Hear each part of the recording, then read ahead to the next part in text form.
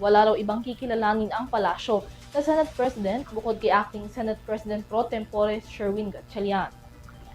Kasunod ito ng pagtanggi ni Pangulong Ferdinand Marcos Jr. sa isinusulong na dual certification ni Senator Alan Peter Cayetano.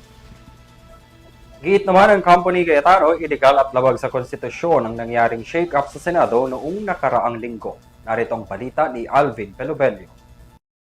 Muling iginiit ng Palasyo ng Malacanang na tanging kinikilala lang ng Administrasyong Marcos ay ang liderato ni Acting Senate President Win Gatchalian.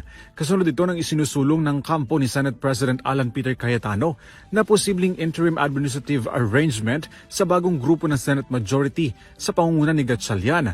Ang Palasyo tinanggihan ang naturang panukala ni Cayetano. Na paghihiring doon at hindi na sila halos kinikilala, hindi sila kinikilala ng HOR, hindi sila kinikilala ng ehekutibo. Marami na po mga legal luminaries, legal experts at mga dating Senate Presidents na nagsasabing legal ang nangyaring sesyon sa June 3.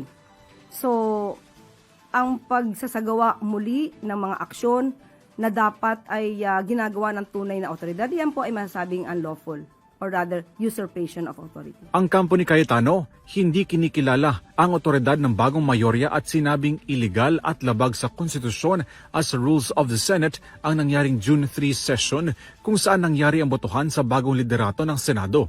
Nagbabala rin si Castro laban kay Cayetano na iwasan ang mapagpanggap na biktima sa gitna ng nangyayaring tensyon sa Senado. Ayon pa sa Palasyo, hindi raw isasantabi ni Pangulong Ferdinand Marcos Jr. ang mangialam sa Senado para tuldukan na ang awayan sa mataas na kapulungan ng Kongreso. Ang Pangulo naman po ay hindi sarado ang pintuan sa mga ganyang klaseng mungkahi at suggestion. Ang tanong na lamang po, sa katulad po ba ni Senator Alan Cayetano ay uubra yung ganitong klase ng mga suggestion?